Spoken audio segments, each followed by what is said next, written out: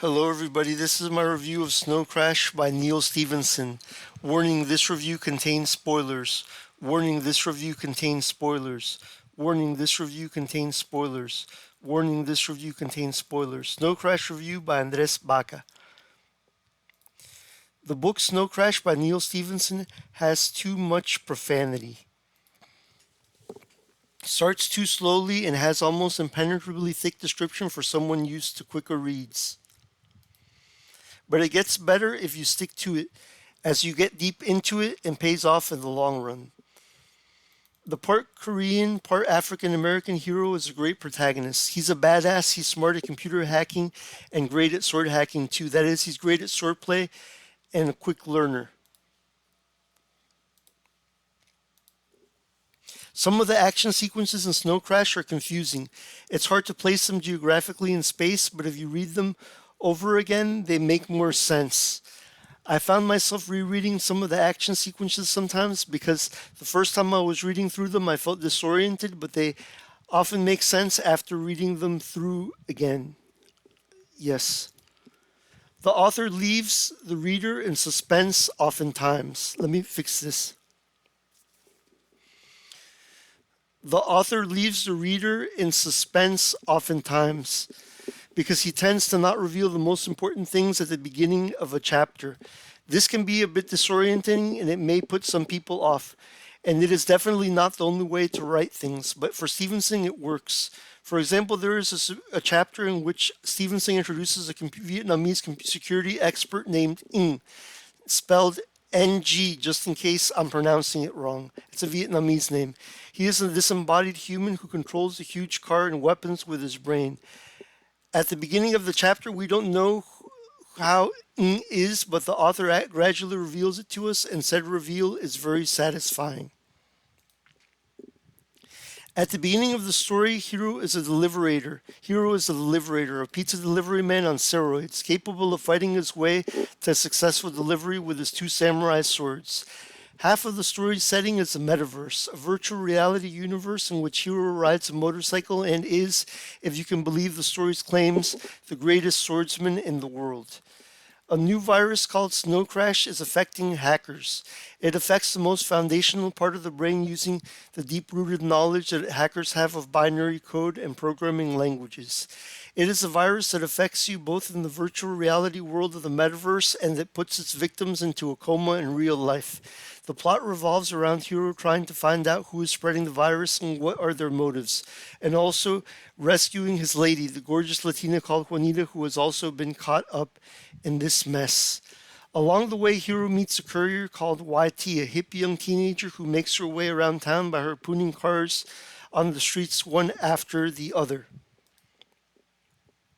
YT is hard-edged and has quite the attitude, but there are certain characters who she becomes softest putty around, and this is a good dynamic for the character. One of the story's main concepts, a theory that there are certain languages such as Sumerian and binary code that can directly affect the brain at a foundational level and can even be used to control people's minds, is a bit of a stretch, but it is plausible enough story-wise to work here. And by the way, the story says that only computer hackers can be affected by binary code viruses, as they know it, but Sumerian could affect other people too, yes. Even though I disagree with some of the conclusions, I like some of the story's discussion about religion as a benign virus, almost as an inoculation, or as the story puts it, informational hygiene, a way to protect the human brain and body against bad ideas with viral good ideas. I see my faith of Christianity this way because it prevents, even in some sense, go with me a little bit, it protects the brain and body from STDs in one sense, in that it preaches against promiscuity and preaches for sex only in marriage, whereas the cult of Asherah promoted cult prostitution and free sex, and so the cult of Asherah promoted the spread of disease through STDs. The ideas in the Bible are viral because they were first spread through orally through speech and then through scribes, which created multiple copies of the original text, and later it was spread through the Gutenberg press, and now it is spread through mass publishing and also the church perpetuating tithe, which funds the spread of the benign virus of the Judeo-Christian religions. Snow Crash seems to exaggerate the idea that language can control people's minds, and that some people in the story, like the antenna heads who have antennas surgically attached to their skulls, are controlled like zombies, and priestly quote unquote Enki like figures can issue commands to these wireheads to get them to do whatever they want.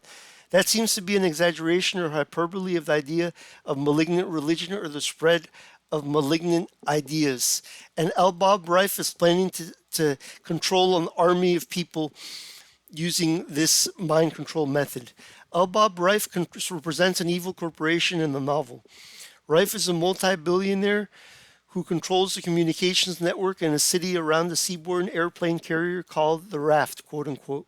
Reif is the story's main villain, and he remains a mysterious figure throughout, which works well enough for his character. Any more revelations than earlier revelations would have made him much less interesting. The Raft itself is an interesting environment. It reminds me of a version of Hong Kong's Kowloon Walled City mixed with Venice, with canals running through everywhere instead of roads. But it has that built by hand feel that Kowloon City had, yes. And it's beautiful also in its way, like Kowloon City, yes. I'm not sure how to say this, but Dave 5 did, or David, spelled D-A, the number 5, V-I-D, hacker, and the leader of the Black Sun, is the first person who gets infected with Snow Crash. As a cyberpunk story, Snow Crash deals with megacorporations, and some of these are a pizza delivery corporation headed by an ex-Vietnam veteran Italian-American named Enzo, a mafia controlled by Uncle Enzo, and a highly mechanized franchise known as Uncle Lee's Greater Hong Kong.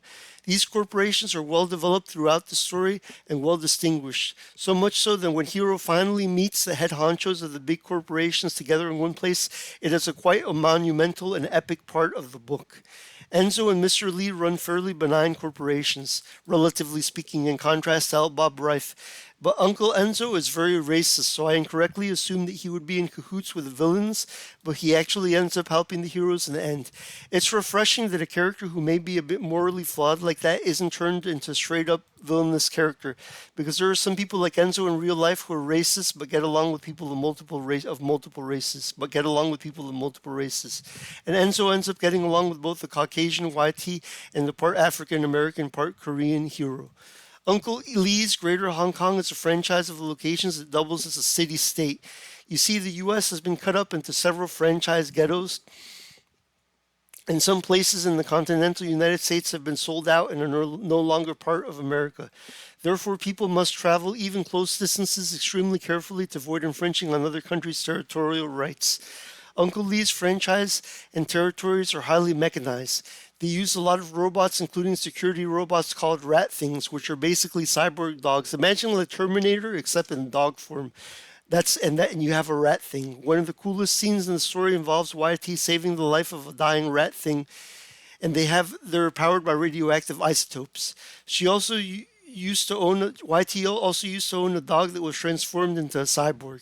That's a pretty cool plotline too, and I love how Stephenson writes the rat thing scenes from a dog's perspective and even changes his writing style to reflect the dog's innocent but loyal and ferocious thinking. Uncle Enzo, on the other hand, is very generous to people of all races despite his racism. One plot line that disappointed me that dealt with Uncle Enzo was a Jason Breckenridge plot line. It involved in part Breckenridge being slighted in favor of YT, but that plot line gets dropped. It would have been interesting and great if Breckenridge, jealous that Uncle Enzo treated him with disrespect and YT with favor, seeks revenge against YT, but that subplot is unfortunately dropped. It makes sense that some of these subplots, including the subplot with YT's mom getting put into FBI custody, get dropped, because otherwise the story would have been too overly complicated. But having raised the issues, it would have been nice if Stephenson would have paid off these subplots better. At least he should have paid off the subplot with the mom, because in one scene she gets put into FBI custody, and then the next time we see her, she's picking up YT from the airport as if nothing happened. That is more than a bit incongruous. The character of Raven, one of the main subvillains of the story who works for L. Bob Reif, is extremely interesting. He carries a nuclear weapon attached to his motorcycle sidecar. If he dies, a nuclear weapon will go off. I wonder what happens if he dies of old age. Suddenly at 90-something years old, he dies, and a nuke goes off in the continental United States. Also, when he's in the ocean, he rides a kayak, and in one scene something mountainous comes up behind him, and it's a nuclear submarine carrying the nuclear missile or nuclear bomb that's attached to his brain, and if he dies, that goes off and explodes. And he has like a dream of nuking the United States, which is pretty messed up. But he's an interesting character. He's an Aleut in the story, yes, from the Aleutian Islands, yes. Some of Raven's sequences are confusing. Action sequences are confusing, but they make sense if you read them again.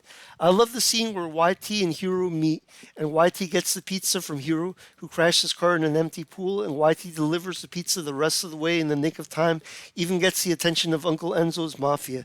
Yes, one of the corporations in the story is the mafia, which owns the pizza delivery business.